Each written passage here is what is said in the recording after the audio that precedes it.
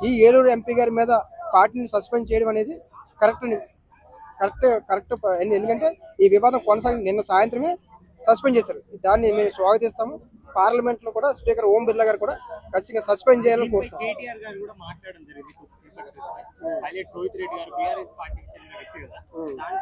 ఆయన చేసిన చేయని తప్పు కూడా లోపలేసారని చెప్పి రేవంత్ రెడ్డి గవర్నమెంట్ ఆయన సమర్థిస్తూ వస్తున్నాడు. అంటే ఇప్పుడు వాళ్ళ పార్టీ ఎవరైతే ఏలూరు ఎంపీ ఉన్నాడో వాళ్ళు అధికారంలో ఉన్నారు కాబట్టి బయటపడ్డాడు, ఈయనను లోపలేసారని చెప్పి వార్తలు వస్తూ ఉన్నాయి. దానిపైన కేటీఆర్ గారు స్పందించిన తీరు ఏదైతే ఉందో అది కామన్ పీపుల్ కూడా ఆయన ఎమ్మెల్యే, ఈయన ఎంపీ. పార్లమెంట్ సెషన్స్ ఉన్నప్పుడు ఖచ్చితంగా కొంతమంది వెసులుబాటు ఉండొచ్చు. అందులో ఈయన పాజిటివ్ వచ్చిందని చెప్తారు. ఒకవేళ పాజిటివ్ వచ్చిందా నెగిటివ్ వచ్చిందా మనం చెప్పలేం. కానీ న్యూస్లో మాత్రం ఇతనికి కూడా పాజిటివ్ వచ్చిందని చెప్తారు. వచ్చిందా? ఓకే. సో ఆయనకి పార్లమెంట్ సెషన్స్ ఉన్నాయి కాబట్టి ఆయనకి కేసు నుంచి బయట రాలేదు, స్టేషన్ నుంచి బెయిల్ వచ్చింది కాబట్టి ఇంకా కేసు ప్రొసీజర్ చాలా ఉంటుంది. ఇప్పుడు మీరు చెప్తారు ఆయన ఏమన్నారు, రోహిత్ రెడ్డి అంత అమాయకుడు, నిజంగా కావాలని వీళ్ళ మీద కనుక అనవసరంగా కేసులు పెడితే అంత అమాయకులు వీళ్ళందరూ అంత అమాయకుల కాదు కదా. కాబట్టి అవన్నీ ఆ పార్టీ యొక్క డ్యామేజ్ ని గన్ ఫైర్ కూడా చేయడం జరిగింది అంటే పోలీసుల పైకి, అది ఎంతవరకు కరెక్ట్? అది గన్ ఫైర్ చేశారు. గన్ ఫైర్ దేనికోసం చేశారో తెలియదు. అంటే అలర్ట్ అవడం కోసం చేశారా లేదా పోలీసులు వచ్చారని హక్కులు ఉండి అదే అంటున్నాను. ఇప్పుడు గన్ ఫైర్ అనేక రకాలు జరుగుతుంది. పోలీసులు వచ్చారని చెప్పడం కోసం గన్ ఫైర్ చేశారా, మిగతా వాళ్ళని అలర్ట్ చేయడం కోసం, లేకపోతే వీళ్ళని కాసేపు బెదిరించడం చేశారా? కొన్ని సోషల్ మీడియాలో ఏం చెప్తుందంటే కేటీఆర్ గారు కూడా అందులో ఉన్నారు, ఆయన అలర్ట్ చేయడం కోసం గన్ ఫైర్ చేశారు, ఆయన వెనకాల నుంచి పారిపోయారని చెప్పారు. సో ఇదంతా కూడా ప్రొసీడింగ్ జరుగుతుంది. దాన్ని ఖచ్చితంగా మనం అంచనా వేయలేము. కానీ గన్ ఫైర్ అంశం మీద ఖచ్చితంగా విచారణ చేస్తారు. అసలు ఇదే ఒక సామాన్యుడి కన్నా జరిగితే కన్నా అతను పోలీస్ స్టేషన్ లో పెట్టి చాలా రకరకాల కేసులు వేస్తారు. ఇమీడియట్ గా వచ్చేదానికి ఛాన్స్ లేదు. అంటే ఒక ఎంపీగా ఉన్నామని నేను ఒక డబ్బు ఉందని ఇలా చేయడం ఎంతవరకు కరెక్ట్ సార్? చాలా మంది మీకు గతంలో కూడా చెప్పాను, వారసత్వం ద్వారా వచ్చే రాజకీయ నాయకులు ఎవరైనా సరే వాళ్ళ పిల్లలు ఖచ్చితంగా ఇలాంటి వైఖరే ఉంటది. సో ఎందుకంటే వీళ్ళు దొరికినా లేకపోతే గెలిచిన తర్వాత కూడా ఎలా పని చేయాలన్న ఆలోచన కంటే ఇంకా ఒక పార్లమెంట్ సభ్యుడిగా ఉండి ఇంకా ఎంజాయ్ చేయాలని కోరుకుంటున్నాడంటే అతనికి రాజకీయాలు వంట పట్టలేదు. కానీ తండ్రి యొక్క ప్రోత్సాహంతో లేకపోతే పార్టీ ఇచ్చిన సీట్ తోటి ఆయన గెలిచి నిలబడిపోయి పనిచేస్తాడు. ఆ రకమైన వైఖరి అంటే ఇప్పుడు ఒక పార్లమెంట్ నడుస్తున్న సమయంలో ఇలాంటి టైంలో ఆయన డ్రగ్స్ కేసు టోర్నమెంట్ బీఆర్ఎస్ పార్టీకి తెలుగుదేశం పార్టీకి ఎంత వివాదం ఉంది.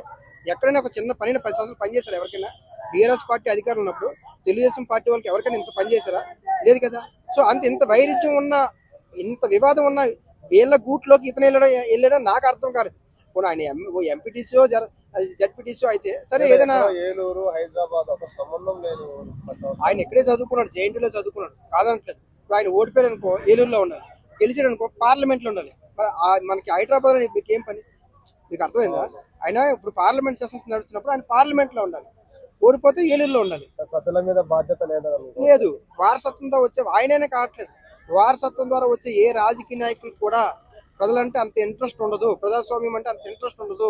ఏదో తండ్రి ప్రోత్సాహం లేకపోతే పార్టీ ఇచ్చిన సీటు, ఆయన కోసం చంద్రబాబు నాయుడు గారు ప్రచారం చేయాలా, ఆయన కోసం పవన్ కళ్యాణ్ గారు ప్రచారం చేయాలా, 1,80,000 మెజార్టీ ఆయన గెలిపించారు, ఏం ఉపయోగం? రేపు ఏ సామాన్ చెప్తారు? పార్టీకి ఎంత డ్యామేజ్? అలాంటి వ్యక్తులకు ఎందుకు టికెట్లు ఇచ్చారు? ఇంకా ఎవరు లేరా ఆంధ్ర రాష్ట్రంలోని? ప్రజల కోసం పనిచేసే వ్యక్తులు ఎవరు లేరా? అలాంటి వ్యక్తులకి సీట్లు ఇవ్వడం వల్లే ఈరోజు రాజకీయ పార్టీ సిద్ధాంతాలంటే ధ్వంసం అవడానికి ఈ ఓట్ బ్యాంకింగ్. అంటే ఎన్నికల్లో కూడా 48%, 50% ఓట్లు వస్తాయి కదా.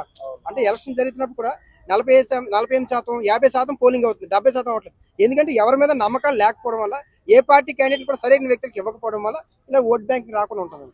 అందుకే ఎన్నికల కమిషన్ కూడా చర్యలు తీసుకునే అవకాశం చర్యలు తీసుకుంటారా మన ప్రభుత్వం కూడా? అంటే పార్టీ నుంచి, తెలుగుదేశం పార్టీ నుంచి నేను సస్పెండ్ చేశారు. పార్టీ పరంగా సస్పెండ్ చేసే రైట్స్ వాళ్ళకు ఉంటాయి.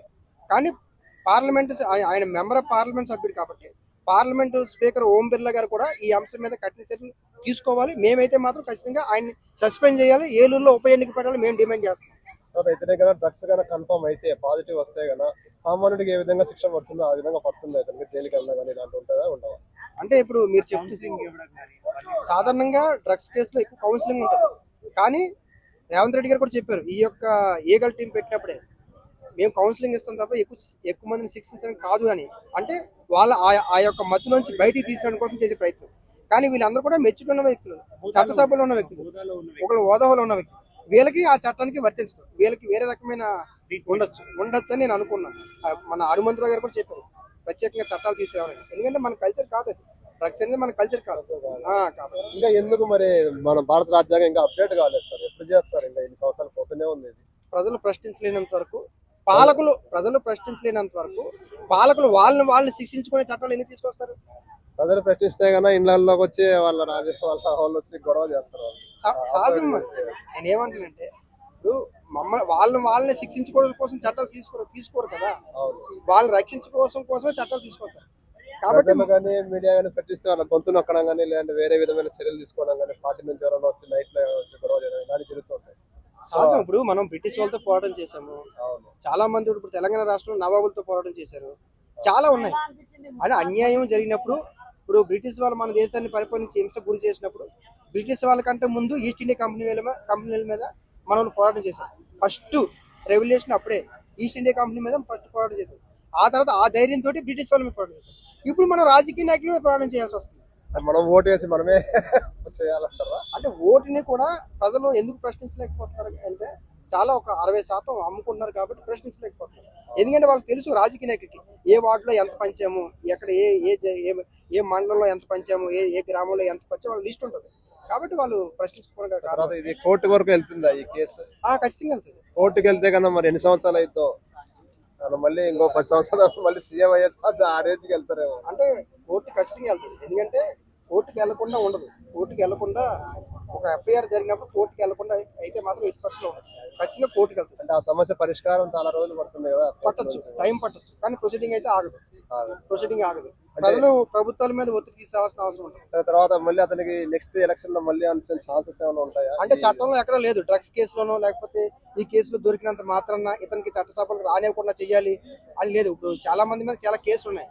304 ఉంది, అంటే అటెంప్ట్ మర్డర్ కేసులు ఉన్నాయి. అయినా సరే వాళ్ళకి కొన్ని వెసులుబాటు, ఎందుకంటే అవి ప్రూవ్ అవ్వట్లేదు. కానీ ఇక్కడ మనం ఏమంటున్నామంటే సరైన బాధ్యత లేకుండా పార్లమెంట్ సెషన్స్ జరుగుతున్న సమయంలో ఈ యొక్క బీఆర్ఎస్ నాయకులు వాళ్ళ ఫామ్ హౌస్ కి వెళ్ళడం అనేది కరెక్ట్ విధానం కాదు. ఎందుకంటే పార్టీ పరంగా చూసినా రాంగ్, మెంబర్ ఆఫ్ పార్లమెంట్ సభ్యుడిగా చూసినా రాంగ్. కాబట్టి ఆయన యొక్క సభ్యత్వాన్ని రద్దు చేయాలని మనం డిమాండ్ చేస్తాం.